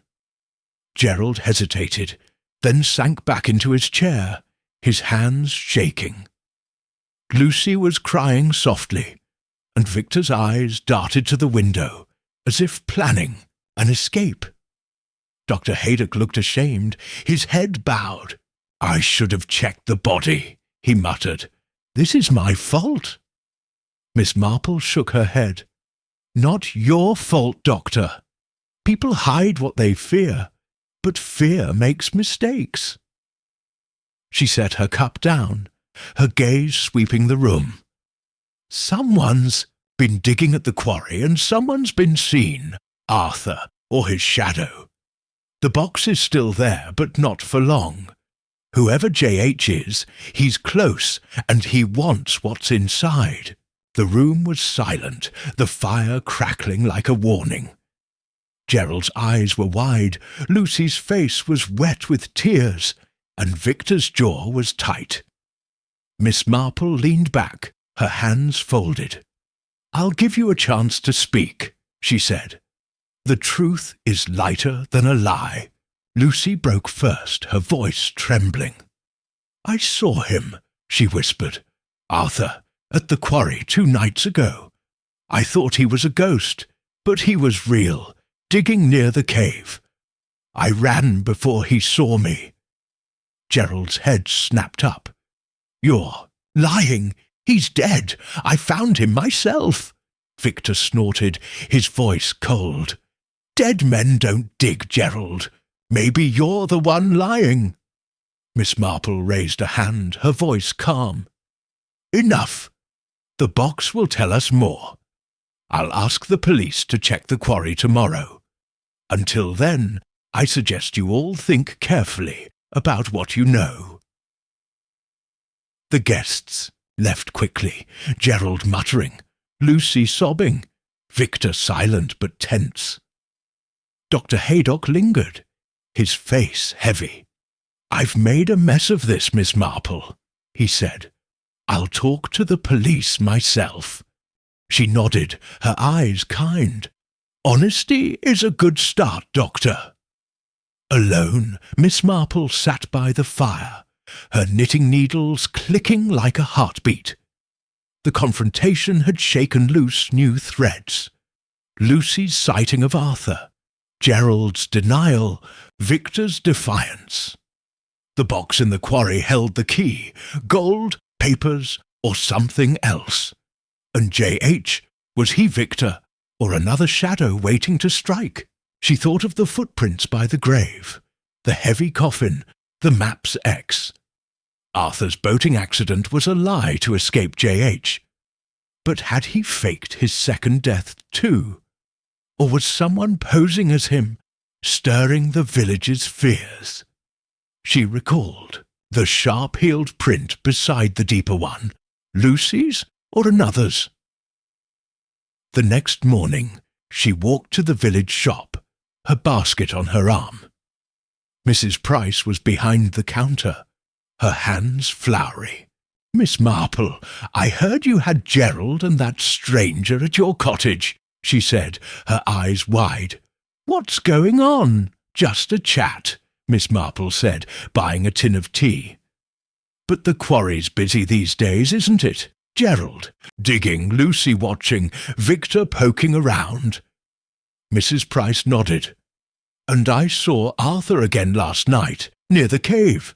Swear it was him in that grey coat. He was carrying a lantern, looking scared."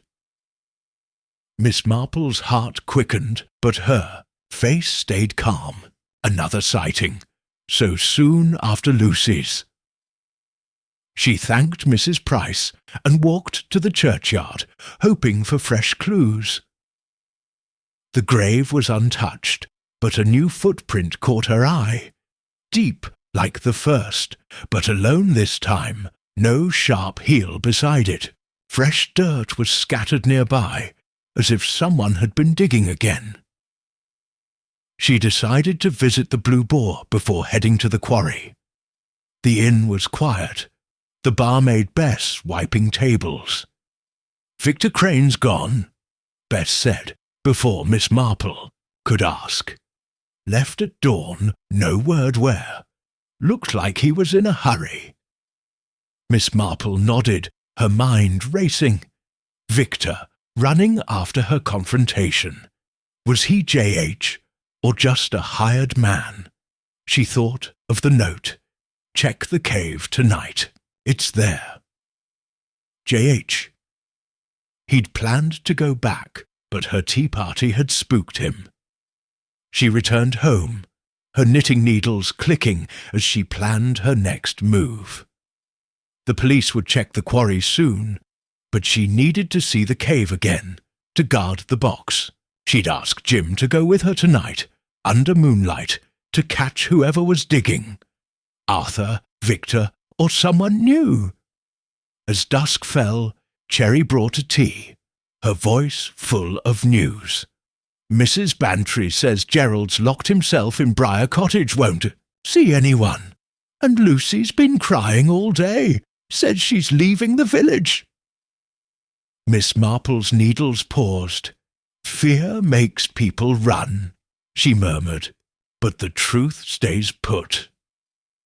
She thought of Arthur, his fear of J.H., his hidden box. The quarry was the heart of the mystery, and tonight she'd face it. She stood, her shawl tight, and prepared for the quarry. "People are like my garden," she said softly. "Dig deep, and the roots show themselves." St. Mary Mead was quiet, but the mystery was alive, and Miss Marple was ready to pull the final threads. Chapter 7. The gathering, the evening sky over St. Mary Mead, was a deep purple, dotted with stars like scattered pearls. Miss Jane Marple sat by her cottage fire, her knitting needles clicking softly, but her mind was far from wool. The mystery of Arthur Pennington, buried twice, once in an empty coffin, once in a heavy one, had grown knottier with every clue. The metal box in the quarry's cave, the threatening note from J.H., Gerald's desperate digging, Victor Crane's sly questions, and Lucy Draper's fearful silence all pointed to a secret Arthur hid before his first death 3 years ago. Miss Marple's tea party yesterday had shaken loose truths, Lucy's sighting of Arthur, Gerald's denials, Victor's defiance. But the puzzle wasn't complete. Tonight she would gather them again, this time at Briar Cottage, to pull the final thread. Cherry, her maid, bustled in, her apron smudged with jam from making tarts. "Miss Marple, the village is in a tizzy," she said, her curls bouncing. "Mrs. Price swears she saw Arthur at the quarry again last night, carrying a lantern and looking sneaky. And Gerald's locked himself in Briar Cottage, won't open the door for anyone. Lucy Draper's packing to leave, says she's scared of someone following her. Folk think it's that Victor Crane. He's back at the Blue Boar, bold as brass." Miss Marple's eyes narrowed, though her face stayed calm. "Victor's back," she murmured, setting her knitting down. She thought of the note she'd found in the quarry. "Pay what you owe, or you'll be buried for good." J.H. Victor had fled after her last confrontation, but now he was here, still hunting the box. Gerald's digging and Lucy's fear meant time was running out. "Cherry, send notes to Gerald, Lucy, Victor, and Dr. Haydock. Ask them to meet me at Briar Cottage at 7 tonight. Say it's to clear up Arthur's affairs." Cherry's eyes widened. "You're rounding them up again, miss, like cats in a barn." Miss Marple's lips twitched. "People are like my knitting, Cherry. A tangle sorts itself when you pull the right stitch." She penned the notes, her handwriting neat, inviting them to discuss Arthur's estate. Fear or curiosity would bring them, she knew, and Briar Cottage, Arthur's own home, would set the stage. By afternoon she was walking to the village shop, her black shawl snug against the spring chill. The air smelled of damp earth and blooming. Lilacs and children laughed on the green. Mrs. Price was behind the counter, her hands flurry from kneading dough. "Miss Marple, you're stirring things up," she said, her eyes bright. "I heard about your tea party. Gerald's in a state, Lucy's crying, and that Victor Crane was at the quarry again this morning, poking around that cave. What's going on?" Miss Marple bought a tin of biscuits, her ears open. "Just tying loose ends, Mrs. Price. You saw Arthur at the quarry, you say?" Mrs. Price nodded, slamming the tin down. "Clear as day, in that grey coat with a lantern. Looked like he was guarding something. I didn't get close, gave me the creeps." Miss Marple thanked her and stepped outside, her mind buzzing. Another sighting of Arthur, or someone posing as him. The box in the quarry, gold, papers, or something else, was the heart of it all. She thought of the ledger in Arthur's desk, listing payments to J.H. for bad deals, stopping before his boating accident. Had he faked that death to escape J.H., only to face the same threat now? And the heavy coffin at the second funeral, what was in it? She visited the churchyard next, hoping for fresh clues. Arthur's new grave was neat, but a faint scuff mark caught her eye near the headstone, as if someone had stood there recently. No footprints like before, but a crushed flower, a daisy, lay nearby, its petals bent. Miss Marple tucked it in, her basket, her mind turning to Lucy's sharp-heeled shoes. Had she been here, watching the grave? At 6 o'clock, she walked to Briar Cottage, her basket heavy with biscuits as a pretext. The cottage loomed at the lane's end, its stone walls tangled with roses, their thorns sharp in the fading light.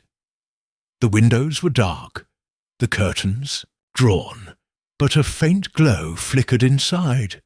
She knocked, and Gerald opened the door, his face pale and his hair messy. The scratch on his hand was scabbed now, but dirt smudged his cuffs, as if he'd been digging again. "Miss Marple," he said, his voice tight. "What's this about? Your note said Arthur's affairs." "A final talk," she said, her voice gentle but firm. "To put things right." She stepped inside, the parlour dim and musty, the photograph of Arthur, with a woman and child watching from the mantel. The locked desk sat in the corner, its secrets safe for now. Lucy arrived next, her sewing hands clutching a shawl, her eyes red from crying. "I shouldn't be here," she whispered, glancing at Gerald. Victor Crane followed, his dark coat neat but his face wary, like a fox sniffing a trap. Dr. Haydock came last, his kind face heavy with guilt. "I hope this clears things up," he said, settling into a chair. Miss Marple stood by the fire, her shawl draped neatly, her eyes sweeping the room. "Thank you for coming," she said, her voice soft but clear. "Arthur Pennington's death, or deaths, have troubled St. Mary Mead. An empty coffin, a heavy one, sightings at the quarry, a hidden box. It's a puzzle, and you're all part of it." Gerald shifted, his teacup rattling. "This is nonsense," he snapped. "Uncle Arthur's dead. The second funeral proved it." Miss Marple's eyes crinkled. "Did it, Gerald? You've been digging at the cottage, the quarry. You found the map in Arthur's desk, marked with an X. You're after what he hid, aren't you?" Gerald's face reddened, his hands clenching. "I'm just sorting his things. There's no treasure, no box." Miss Marple turned to Lucy, her voice gentle. "Lucy, you helped Arthur hide that box in the quarry before his boating accident. You saw a letter from J.H. threatening him over debts. You've seen him since, haven't you? Digging at the cave." Lucy's hands twisted her shawl, her voice barely a whisper. "I saw him 2 nights ago with a lantern. I thought he was a ghost, but he was real. I ran before he saw me." Victor snorted, his voice cold. "Dead men don't dig, Miss Marple. You're spinning tales." Miss Marple's gaze locked on him. "And you, Mr. Crane, you're no surveyor. You've been chasing Arthur's secret, asking about the quarry's tunnels, dropping notes signed J.H. I found one in the cave. Pay what you owe, or you'll be buried for good. You're after the box, for yourself or your client." Victor's jaw tightened, but his smile was sharp. "You're clever, old lady, but you've got no proof. I'm here for debts Arthur owed, that's all." Miss Marple nodded, turning to Dr. Haydock. "And you, Doctor. You signed Arthur's death certificate without seeing the body. The second coffin was heavy, but was it Arthur inside?" Dr. Haydock's face fell. "I trusted Gerald," he said, his voice low. "I should have checked. The first coffin was empty," Mr. Stokes said. "But the second, I don't know." Miss Marple's voice stayed calm, like a breeze smoothing ripples. "Arthur faked his first death to escape J.H., a creditor from his merchant days. He hid a box, in the quarry, gold perhaps or papers, to keep it safe. But J.H. found him, and now you're all circling that box. Gerald wants it for himself, Victor for his client, Lucy, because she's scared of what it holds." Gerald stood, his face red. "You're wrong. I'm not after any box. I just want to settle Uncle Arthur's estate." He gestured wildly, knocking over a lamp. It crashed, and Lucy flinched, her eyes wide. Miss Marple raised a hand.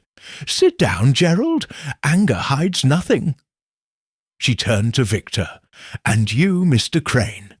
Your shoes are dusty from the quarry, and your note proves you know the cave. Are you J.H., or just his errand boy?" Victor's smile vanished. His hands clenched. "You're meddling in dangerous business, Miss Marple. Leave it alone." She met his gaze, unruffled. "Danger comes from secrets, Mr. Crane, and secrets don't stay buried." She turned to Lucy. "You've been watching the quarry, the cottage. You saw Arthur, but you're afraid of someone else. J.H., perhaps." Lucy's tears spilled over. "I don't know who J.H. is," she sobbed. "Arthur said he was dangerous, a man who'd ruin him. I helped hide the box, but I didn't know what was in it, I swear." Miss Marple nodded, her eyes softening. "I believe you, Lucy. But someone's been digging, and someone's been seen. The box is still in the quarry, and I've told the police to check it tomorrow." Victor stood, his coat flapping. "You've got no right to poke around," he said, his voice low. "This isn't your business." Miss Marple's voice was firm. "St. Mary Mead is my business, Mr. Crane, and Arthur's secret is tearing it apart." She looked at each of them. Gerald's flushed face, Lucy's tears, Victor's cold stare, Dr. Haydock's guilt. "Go home," she said. "Think about what you know. The truth will come out, like a weed in a garden."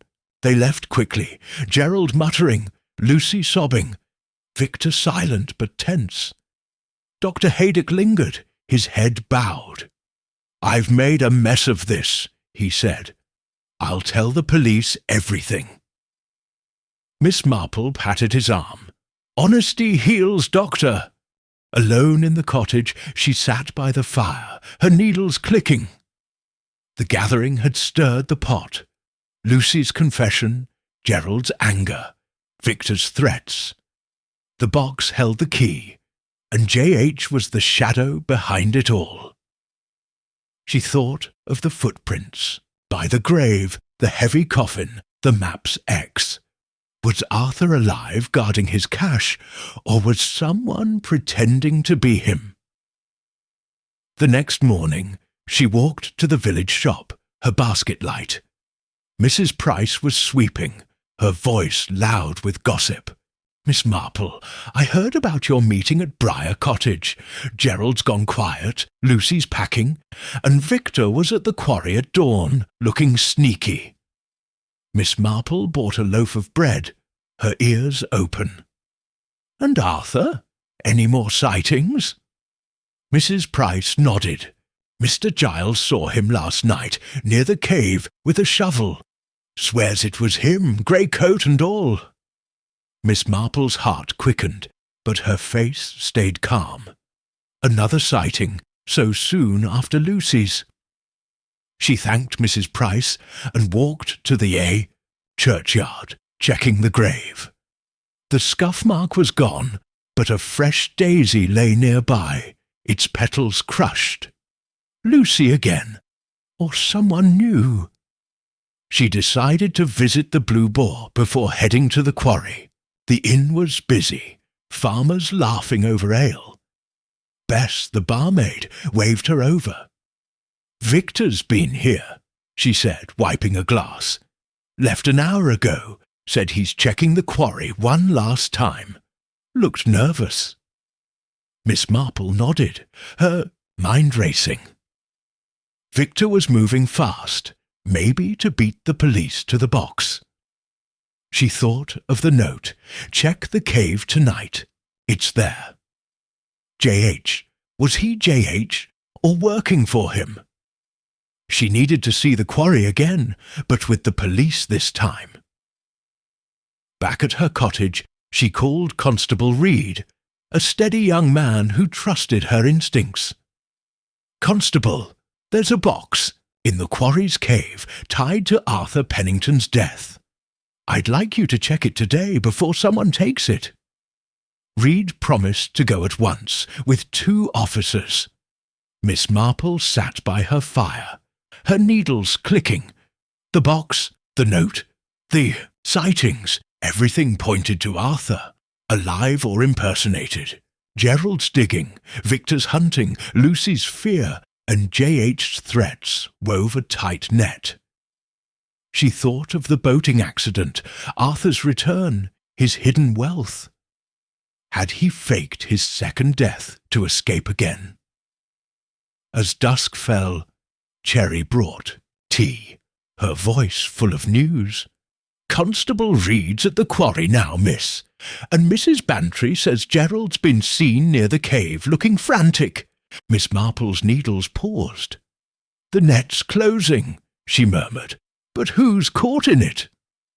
She thought of her garden, where weeds hid among flowers. Arthur's secret was the weed, and tonight she'd see it uprooted. She stood, her shawl tight, ready to join the police at the quarry.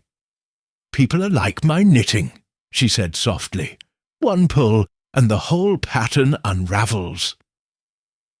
St. Mary Mead was quiet, but the mystery was alive. and Miss Marple was ready to face its heart. Chapter 8. The Final Revelation. The moon hung high over St. Mary Mead, casting a silver glow across the village's quiet lanes. Miss Jane Marple stood at her cottage window, her knitting untouched in its basket, her sharp eyes fixed on the starry sky. The mystery of Arthur Pennington, buried twice, once in an empty coffin, once in a heavy one, had reached its breaking point. Last night's gathering at Briar Cottage had stirred the pot. Lucy Draper's tearful confession of seeing Arthur at the quarry, Gerald Pennington's angry denials, Victor Crane's cold threats, and Dr. Haydock's guilty admission, the metal box in the quarry's cave, the threatening note from J.H., and sightings of Arthur digging in his grey coat, all pointed to a secret buried deep. Tonight, Miss Marple would join Constable Reed at the quarry to uncover the truth, and she felt the puzzle's threads tightening in her hands. Cherry, her maid, burst through the door, her apron smudged with jam and her curls wild. "Miss Marple, the village is buzzing like a hornet's nest," she said, her eyes wide. "Constable Reed's at the quarry now with 2 officers, checking that cave you told him about. Mrs. Price says she saw Gerald sneaking around there at dusk, carrying his shovel, and Lucy Draper's locked herself in her cottage, won't talk to anyone. Folk think Victor Crane's gone for good, but Mr. Giles saw him near the Blue Boar, looking sneaky." Miss Marple's lips twitched, almost a smile. "Victor's not gone," she murmured, sipping her tea. "He's too close to the prize." She thought of the note from the quarry. "Pay what you owe, or you'll be buried for good." J.H. Victor was tied to J.H., whether as the man himself or his agent chasing. The box Arthur hid before his first death, 3 years ago, Gerald's digging, Lucy's fear, and the heavy coffin at the second funeral all wove a tight net around the quarry's cave. "Cherry, tell Jim I'll need him to walk with me to the quarry tonight. The police are there, but I want to see this through." Cherry nodded, her grin wide. "You're going to catch them, miss, like mice in a trap." Miss Marple's eyes twinkled. "People are like my knitting, Cherry. Pull the right thread, and the whole knot unravels." She stood, her black shawl snug against the evening chill, and checked her watch. It was 6 o'clock. Time to prepare. The quarry was a mile away, its rocky paths treacherous in the dark. But with Jim and the police, she'd be safe. The box held the key, gold, papers, or something else, and she was ready to see it opened. By 7, Jim arrived, his lantern glowing, and his sturdy boots ready for the quarry's rough ground. "Evening, Miss Marple," he said, tipping his cap. "Constable Reed's waiting. Said they found something in the cave, but he wouldn't say what till you're there." Miss Marple nodded, her basket on her arm as a pretext for carrying a flashlight and a notebook. "Let's go, Jim. The truth's waiting." They walked through St. Mary Mead. The village hushed under the moonlight. The air smelled of pine and damp stone, and an owl hooted in the distance. The quarry loomed ahead, its jagged edges like a giant's broken teeth. Miss Marple's heart quickened, but her face stayed calm, her steps steady beside Jim's. At the quarry's edge, "Constable," Reed greeted them, his young face serious under his helmet. 2 officers stood nearby, their lanterns casting shadows. "Miss Marple, you were right," Reed said, his voice low. We found the box in the cave, just where you said. It's locked, but there's more. Fresh footprints and signs of a scuffle. Someone was here today." Miss Marple's eyes scanned the path to the cave, noting churned dirt and broken brambles. A scrap of grey cloth, Arthur's coat, hung on a thorn. "Did you see anyone?" she asked. Reed shook his head. "Not yet, but we heard noises deeper in the quarry. I've sent one man to check. We'll open the box soon, but I wanted you here first." Miss Marple nodded, her mind racing. The footprints, the scuffle. Someone had been here. Maybe Arthur, Gerald, or Victor. She thought of the ledger in Arthur's desk, listing payments to J.H. for bad deals, stopping before his boating accident. The map's X, the threatening note, Lucy's sighting of Arthur digging. It all led here. "Let's see the box," she said, her voice gentle but firm. Jim led the way, his lantern high, as they followed the narrow path to the cave. The air grew damp, the walls slick with moss. In the corner, the metal box sat, its lock rusty but strong. Reed's officer was prying it open, his crowbar glinting. With a groan, the lid sprang free, revealing gold coins glinting in the lantern light, alongside a bundle of papers tied with string. Miss Marple knelt, her shawl brushing the ground, and lifted the papers. They were letters, contracts, and a confession in Arthur's handwriting. "I hid this to escape J.H., James Harrow, who blackmailed me over bad deals. I faked my death to be free." Her heart quickened. James Harrow, J.H., the shadow behind Arthur's fear. She tucked the papers in her basket, but before she could speak, a shout echoed from deeper in the quarry. Reed's officer ran back, breathless. Two men fighting near the old shaft. One's in a grey coat, the other's Victor Crane. Miss Marple's eyes sharpened. "Quickly," she said, and they hurried toward the noise, Jim's lantern bouncing. At the quarry's edge, near a crumbling shaft, two figures struggled in the moonlight. One was tall and thin, wearing a grey coat, Arthur Pennington, alive. The other was Victor, his dark coat torn, his face twisted with rage. They grappled over a shovel, grunting and shoving, until Reed's officers pulled them apart. Arthur, panting, looked older than his years, his grey hair wild and his coat muddy.